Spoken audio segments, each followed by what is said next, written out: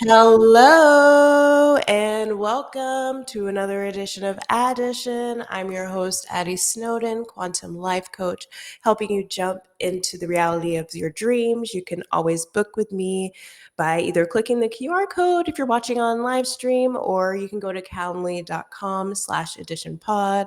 Yes, calendly.com/additionpod. You guys, it's been so long. I know I went MIA for weeks. I think it's been 9 weeks since the last podcast. I had an amazing series with Black women bosses. Thanks to the Black women bosses that came on the podcast. And thank you, audience, for having patience. If you have been following me on social media, you know I had a major change as of Monday of this week. I am no longer a Googler. I'm technically an ex-Googler now. And I also am full-time entrepreneur. I am no employer has me. I'm completely a free agent, which is awesome. And I'm also about to have a huge dramatic change that I'm excited to share with you guys today in the podcast. And you guys, I typically prep, I typically plan, and while I've kind of thought about what I'm going to talk about today, really, you're just getting everything off the cuff today. So I hope you enjoy this authentic episode. Let me just make sure I'm recording. All right, so we're going to get started and let you guys know everything that I've been doing. Okay, so for, I guess, in October, of I guess 2 months ago, I found out that I'm going to be transitioning out away from Google. So as yeah, I don't work in big tech anymore. I'm not big tech Barbie anymore. And I'm really grateful that I have not needed to be like applying or looking anywhere, because my truth is that I'm retired at 34. So I'm so grateful and so blessed. I have amazing, God in my life. I have amazing family. I have amazing support system. I'm grateful for my in-laws. I'm at their house right now recording the podcast because I'm technically a nomad now. My wife and Kat and I, we are just traveling around and creating art. Honestly, I'm not going to pretend like there's any kind of master plan here. I've always want to be an artist. I've always been an artist. And if for those of you who have followed me and listened to this podcast since the beginning, you know that that was my first job, that I was never even supposed to work in corporate in the first place. So um, that's why I have my pink hair. I'm in my new vibe. I'm in my new era.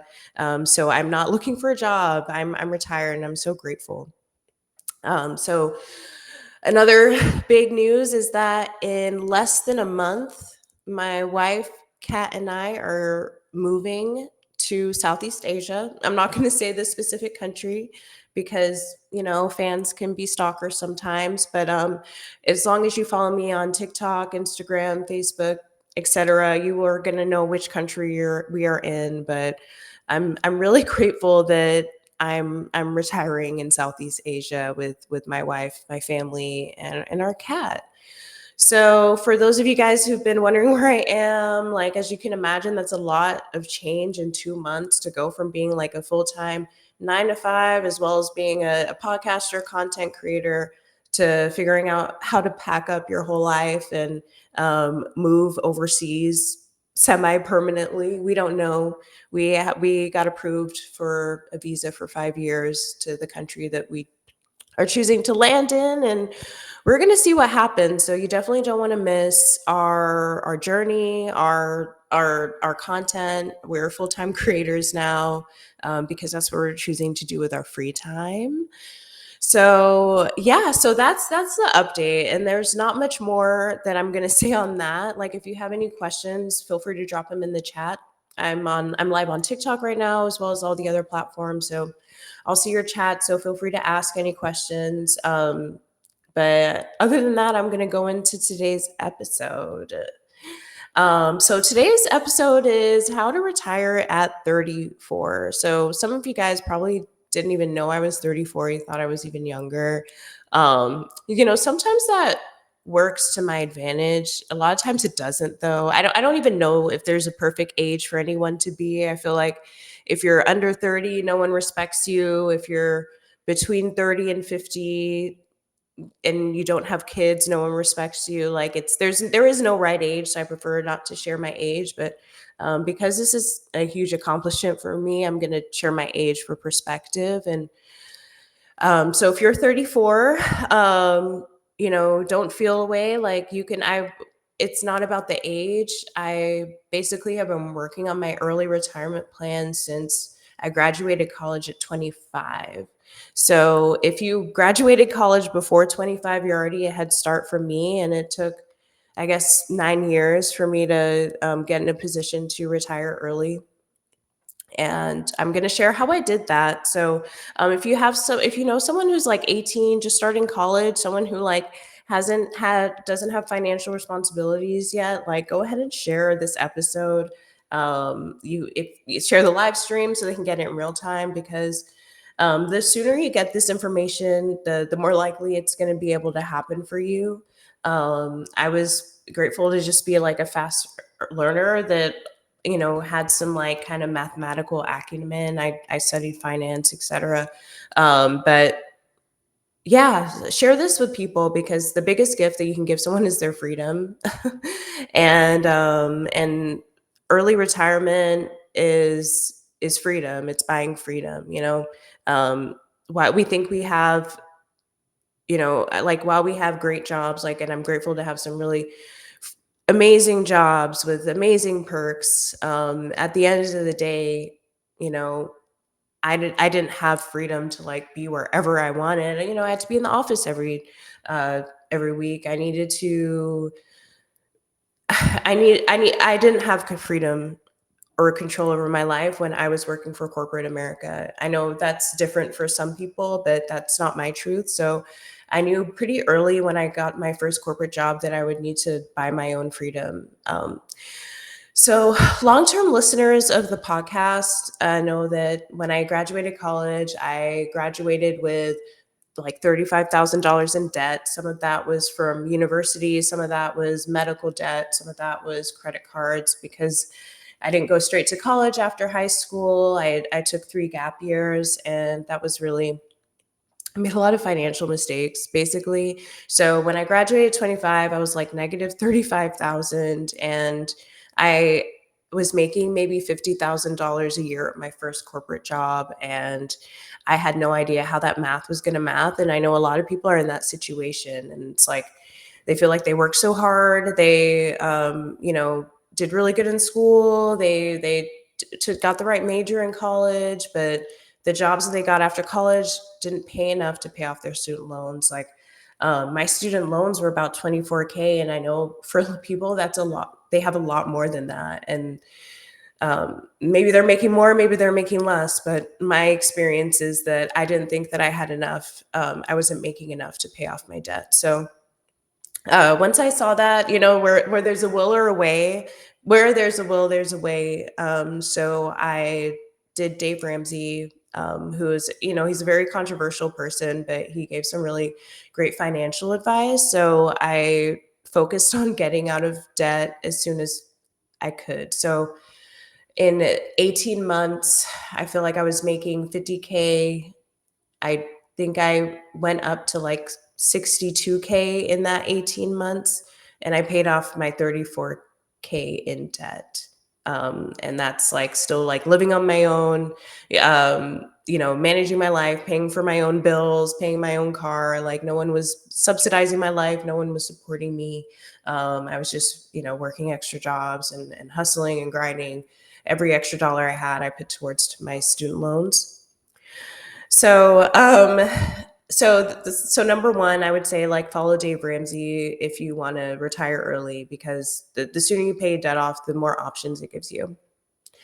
Okay, so another thing, how to retire early at 34, you need to negotiate every single job that you have, every salary. Like I know it's really scary sometimes, but for me personally, after my first job, every single job offer I negotiated, and like that's the like your salary, it's really hard to get like a raise or a promotion after you get in a company, but like before you get in the company, that's the best time to maximize on your negotiation skills and negotiation power. So, I was able to negotiate higher salaries, and it's not like I negotiated humongous, salary jumps or anything, but every little bit counts. And every extra dollar I make, that's an extra dollar that I can put towards my early retirement. So I'm really grateful for that.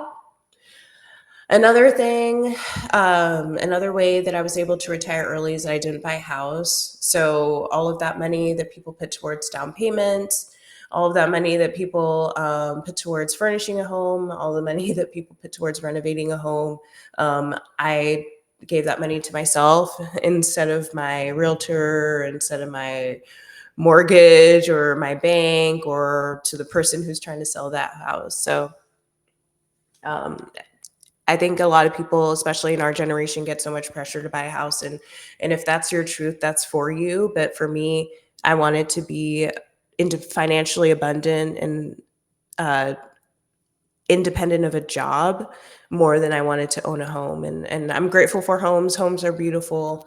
But there's something that Dave Ramsey says is there's a home like on every block. Like there's no shortage of homes. So if you want to retire early, you may want to skip like buying a home ASAP. Another early retirement thing that I did, the most expensive car that I've purchased was $2,600, and not 26,000. I'm talking about $2,600. And that car, my mom, that was a graduation gift for college. So thank you, Mom, for that car. I had my $2,600 car that I got in 2015 as a graduation present. And then I got a $1,000 car maybe a couple years after that. And that's the only cars that I've bought. I've never had full coverage insurance. I've always gotten limited liability insurance. Now that I'm married, when my wife and I got married, we did full coverage, but that's we have now sold that car, so no insurance anymore.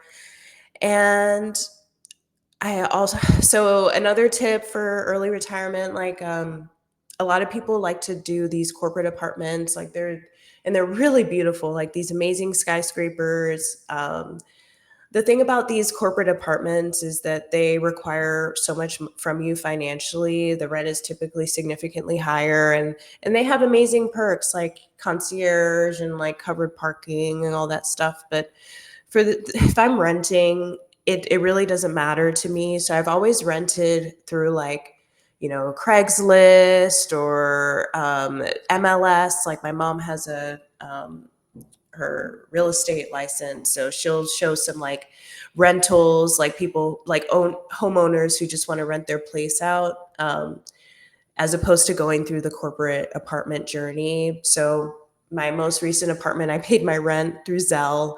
After my lease expired, it was month to month. So I was able to, 2 months ago say like, oh, hey, we actually don't want to live there anymore. So there's so much savings, so much like hidden costs at these corporate apartments that, and I also like, they just require too much, like the credit check, all of that. Like I'm grateful to have good credit, but the last thing I want to do is feel like I'm a criminal when I'm trying to pay somebody for something, and that just never worked for me. So renting from owners, renting condos, not going through the apartment industrial complex. Okay, so again, if you have questions, feel free to put them in the chat. As the topic today is like how to retire at 34, because I am now retired at 34. Um, oh, okay. So another thing that you should definitely do is always have a side hustle, always have another income source.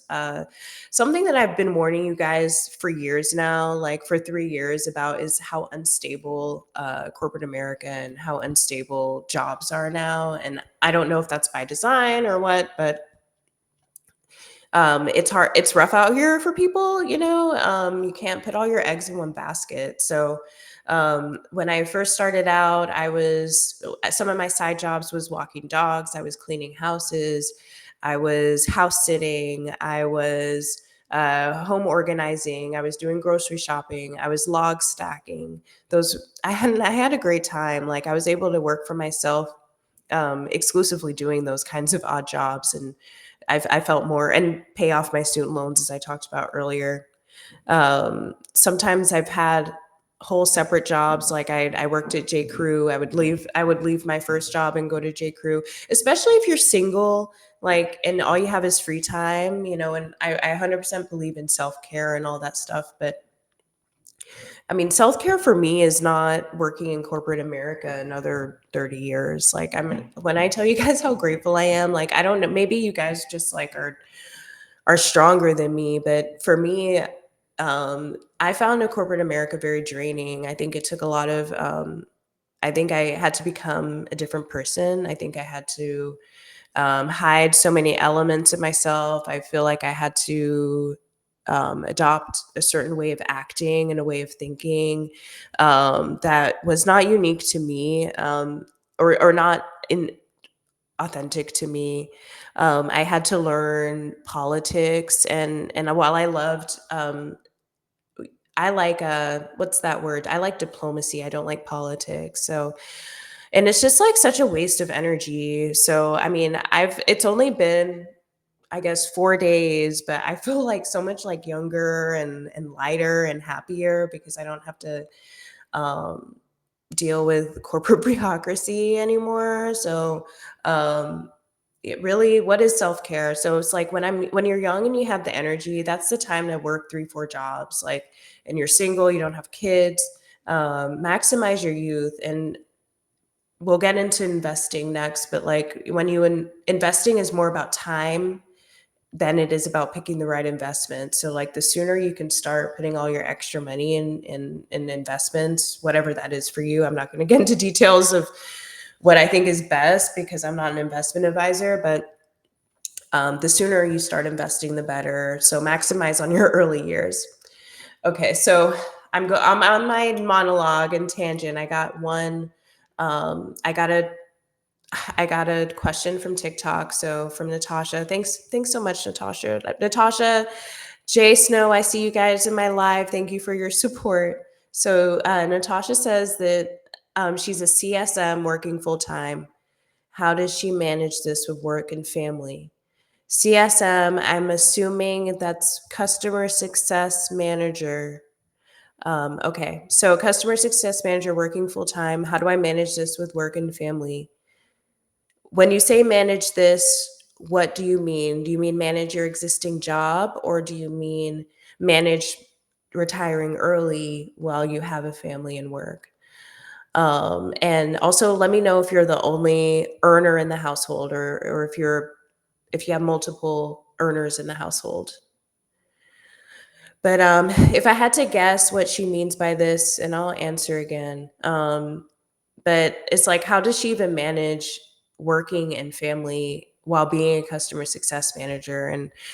And the truth is, it's like you don't like you got to manage yourself first, and then you got to manage your family second, and then you got to manage work third. And I think a lot of people are unhappy and unhealthy because they're reversing that order. They're putting work first, they're putting family second, and they're putting themselves third.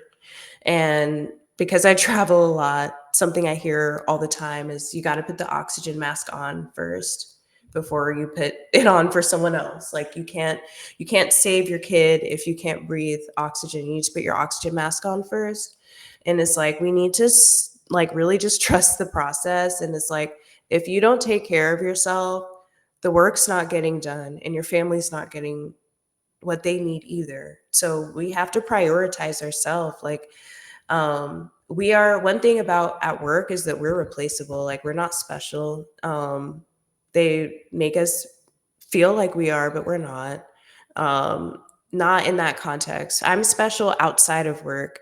Inside a corporation, inside a machine, I'm not special. I'm replaceable. I'm a cog by design. That's why there's very defined job descriptions. That's why people talk about scope, what's in scope, what's out of scope, because they don't want to create positions for special people. They want to create positions for replaceable people. So, so you got to take care of yourself. Just like they can always replace you, your job can always be replaced. So, Natasha, you got to maximize your income. So the time that you've been spending on work is worth it. See how you can double your income in the next 12 months. Like that's a challenge that I give to everybody, because no one, what they would want you to believe is that you graduate college, you get $50,000, and every year within your salary goes up with inflation. So 5 years you're from now you're making 55,000. Like that is absolutely crazy. Like that's why I said like you got to negotiate.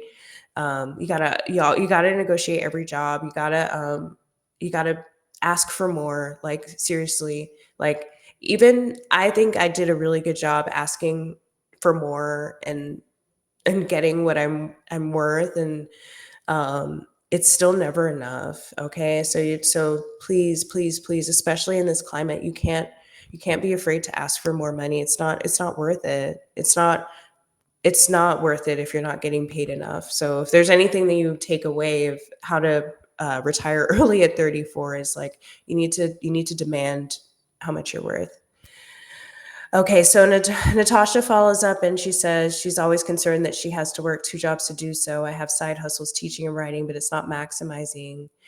Yeah, I think so. On some level, so you have a family, Natasha, so you got to focus on maximizing your core income. You don't have the time. So everyone has a benefit somewhere. Everyone has an advantage somewhere. Some people may not be financial millionaires, but they're time millionaires. Like they're living at home, they don't have a job, they're in their parents' basement. That's a time millionaire. That's the person who needs to be working 4 or 5 jobs. Natasha, um, you are a relationship millionaire. So you got family around. You don't have the luxury of time. So you got to maximize um, the dollars that you're making when you are working. You're also someone who would benefit from leveraging from the help of someone else, whether that's from your partner, your spouse, or I've been hearing about these people just get into these parenting pods. Hey, Wariana, thanks for joining. I've been seeing people get into these parenting pods where they just get a house together. They rent a house together. It's multiple families in a home. Like you've got to figure out how to leverage yourself.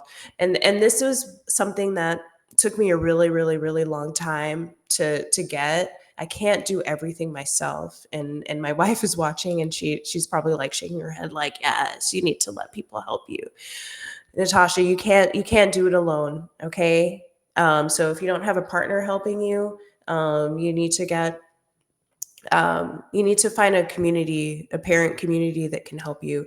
And you also need to ask for more at your current job. Start applying to higher paying jobs. Believe that that can happen for you, because it can. It's happening for people every day. So for some people, they're in a recession. For me, I'm retiring and moving to paradise. So it's all about perspective. You gotta believe the reality that you want for yourself. And as always, as you know, I'm a quantum life coach. If you need help with this, you can book with me. Just go to the QR code or my link in bio. It will tell you there. Ah, Natasha said she just upped her salary by 15%. Amazing. Congratulations. You got this. You are gonna be okay, Natasha. Like you're going to be okay. The fact that you've even been listening to this podcast, like you're set up, okay? So you're going to be fine. So again, I'm still taking questions in the chat. If you missed the beginning, I don't work for Google anymore. I'm retired. I'm moving with my family to Southeast Asia in less than 4 weeks. So I'm super excited. So Natasha followed up. She says, I want to go to the product route, but the CSM move was readily available, and that's what you needed to do. And I kind of want to talk a little bit about these little paths in tech. Like everyone knows. Oh, thanks, Mariana. So everyone knows that in tech that there's certain paths that have certain hierarchies. There, like engineering is the most elite, and then product, and then et cetera, and et cetera, et cetera. And people, they will pressure and force you into a path that is not as lucrative. And it's up to us to understand what those paths are. Like they used to talk about this back in the day. They used to talk like pink washing, where certain jobs were like for women, like whether it was teaching or nursing, or secretaries. And once you got in a pink washing track, it was really hard to break out of that, because everything that you had done up until that point was labeled as like a woman's job or a woman's work. And they try to pretend like there are no transferable skills. I made a video not that long ago talking about like these names of these jobs. Like they're all the same job, they just have different names, based on who is in the role and how much they want to pay the person. So please don't. So focus on your skills. Don't focus on your job title, because your skills will always transfer. You can always change your job title, either in your application or on your resume, on your LinkedIn. Focus on the skills that you're making. And it's interesting because now, with AI, certain jobs that were elite, like engineering, and this is not any specific company, this is just industry wide. Certain jobs that were elite are they're desperately trying to replace with AI. So you can't even get stuck on a career path. And I'm so grateful that I went to a liberal arts college that drilled this into us. It's not about it's about your critical thinking, because if you have critical thinking, and as my wife says, business acumen, you're always going to be fine. You're always going to be employed. You're always going to be successful if you have critical thinking skills. And Thomas Paine said it, common sense. Like, so, and this is part of critical thinking. Okay, like, we've just kind of just been told, like, go to school, get a job, and no one's really like put that much more thought into it. But as we're going through it and we're like, hey, this doesn't feel right, ding ding ding, that's your critical thinking skills kicking in. There's a reason why it doesn't feel right, because it's not right. Okay, so focus on your skills, focus on your talents, go where you're appreciated, go where you're paid well, go where you're compensated. Slavery's over. This is not martyrdom. And you deserve to be paid. All right, let's see if there are any more questions in the chat. Not right now. Okay, so that was a lot. I'm happy to talk about this more. I really just wanted to like get back online. So, like I said, this is not well thought out. I'm just kind of dumping right now and just letting you guys know what's going on. But what I am going to do is skip to our career segment, which is the 15 commitments of conscious leadership, because I'm so excited to reconvene on that, because that really helped me a lot. Even like I had a habit where I would look at these 15 commitments every morning. And when I stopped looking at my computer every day, I was like, all of a sudden I forgot all my commitments, and I was living below the line. So I'm grateful to be back above the line. And I'm going to see what the last commitment we did, because we did the Black Women Boss series and we completely paused the 15 commitments. So let's see which commitment we're on. Feel free again to drop questions in the chat. All right, let's see. Okay. Let's see. So let's go back to episode 80. That was which 15? Okay, sourcing approval. Okay. All right. So the next commitment is commitment 12, having enough of everything. So the commitment is, I commit to experiencing that I have enough of everything, including time, money, love, energy, space, resources, etc. Thanks, you guys, for liking the live and your support. So this commitment of having enough of everything is so awesome because it was hard sometimes, like especially like when you're managing work, you're managing family, you're managing your bills. Like it's easy to get in this like mentality that like, oh, I don't have enough time, I don't have enough money, I don't have enough, I'm not smart enough, I'm not strong enough. And it's like, but what if you had all the resources that you did need? And that's like a mental shift. Like right now it's like I'm posted up in my father-in-law's office. I have jerry rigged a live stream setup. I didn't know when I was going to record this. I was supposed to do it yesterday. I didn't prep. I'm I don't sound good because I've took like 5 vaccines in the past like couple weeks because as I mentioned, moving to Southeast Asia in less than 4 weeks. And guess what? My podcast is out. Like how many of you guys listening have thought about creating a YouTube channel? How many of you guys have thought about live streaming? How many of you guys have thought about, like, I'm literally on my phone on TikTok right now. You got, like, I'm literally holding it because I don't have a stand, okay? I have everything I need to do what I need to do, okay? And you have enough time to finish your stuff at work. You have enough money to eat this week. Like we all have enough, and that's an amazing commitment. Again, I highly recommend reading the whole book. It's a life-changing book, but I'm gonna read the commitment one more time because it's so good. I commit to having enough of everything. I commit to experiencing that I have enough of everything, including time, money, love, energy, space, resources, etc. Okay.